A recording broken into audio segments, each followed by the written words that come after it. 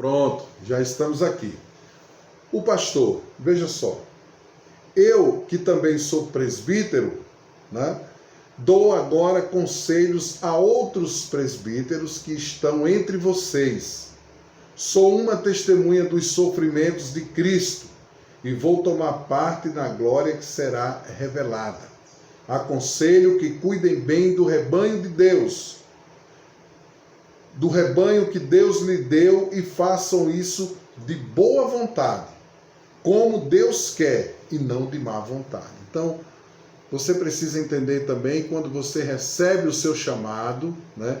Quando você tem a convicção de que Deus realmente lhe chamou para uma grande obra, para um grande trabalho, você tem que fazer o melhor, você tem que dar o melhor de você para essa obra. Porque não podemos fazer as coisas de Deus, ou ai daquele que cuidar das coisas do Senhor de forma negligenciada, né?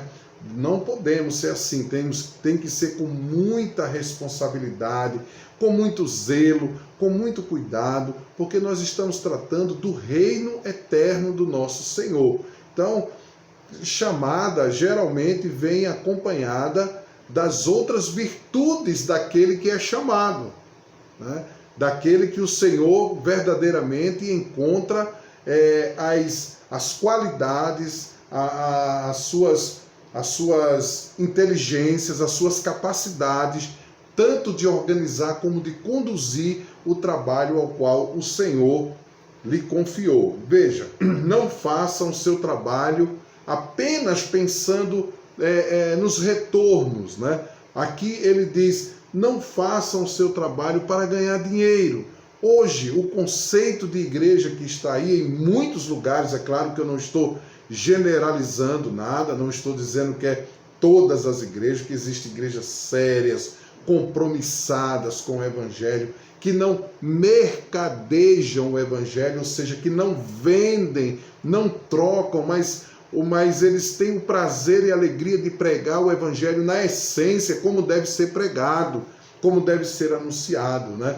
Porque o Senhor se responsabiliza do sustento, da vida, das necessidades daquele pelo qual ele chamou, pelo qual o capacitou para ser esse líder. Então, não façam o seu trabalho para ganhar dinheiro, mas com o verdadeiro desejo de servir.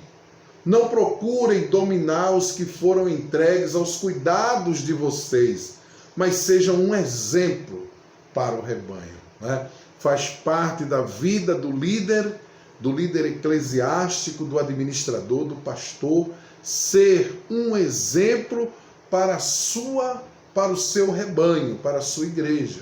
Exemplo em toda a sua vida, não apenas na sua vida espiritual, né? Como um homem de oração, um homem que lê a palavra, um homem que se preocupa em cada dia estar bem atualizado nos assuntos, né, que envolve a igreja, um homem de comunhão, um homem de paz, um bom pai, bom esposo, bom marido, né? Um homem de bem com a comunidade, com a sociedade. Então, a igreja olha tudo isso. As pessoas vão procurar tudo isso em você, até porque elas sabem que você chegou ali com esse pensamento que elas vão ter, de que você é um líder, né?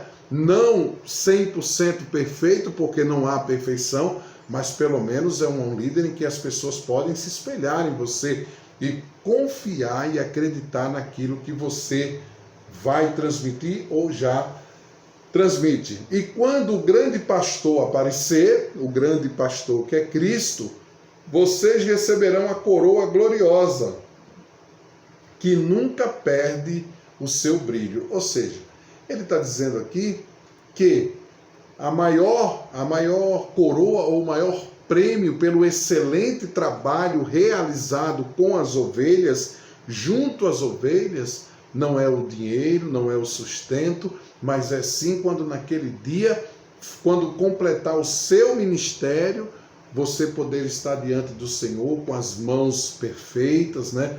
Com a igreja sadia, com a igreja perfeita diante de Deus. Nossa vocação é para ter comunhão, e a vocação tem três objetivos, né? São esses: evangelização, né? Pescadores de homens. Quando Jesus, né, a característica de alguns discípulos, né, ou da maioria deles, era de pescadores. E quando Jesus vai ao encontro desses homens que seriam os seus ajudantes, os seus colaboradores na pregação do reino de Deus, da evangelização, Jesus os classifica como pescadores de homens. Então, essa é a principal vocação da igreja. O líder da igreja precisa estar consciente quanto a esse detalhe, quanto a essa questão, a evangelização. Tudo trabalha em torno da expansão do reino de Deus, não é? Não pode haver comodidade, não pode haver descanso, mesmo tendo a igreja já muitos membros, bem estruturada, né? bem desenvolvida, precisa-se ter sempre em mente e em prática, né? Não pode estar só na mente, mas também precisa estar em prática a questão da evangelização, de pescar, de sair em busca do homem pecador, do homem perdido, do homem que não tem nenhuma esperança. Ontem eu falava sobre isso na mensagem da noite, né? Quando Jesus pergunta: que dizem os outros que eu sou? E eles dizem: é o Elias, é João Batista, Jeremias ou qualquer um dos outros profetas. Mas quando ele se dirige para Pedro, para os outros discípulos, ou seja, quando ele se dirige para a igreja e faz a mesma pergunta: e vós? Né? Pedro responde: tu és o Cristo, o Filho do Deus vivo. Então, meus irmãos, nós precisamos ter convicção da nossa chamada, nós precisamos ter convicção da missão da igreja. Não assuma uma igreja, não assuma o compromisso de estar administrando uma igreja se você não tiver uma visão evangelística, uma visão de missões, né? que faça com que a igreja trabalhe no sentido de sair e alcançar vidas para o reino de Deus, porque foi essa a missão que o Senhor nos deu. E nesses objetivos e compromissos, a nossa vocação exige compromisso. Eles deixaram, os discípulos, imediatamente a rede, ou as suas redes e os barcos, né? É bem verdade que no chamado divino, Deus separa alguns para viver exclusivamente da obra, né? Separa alguns para viver, para cuidar apenas da igreja e das suas questões, né?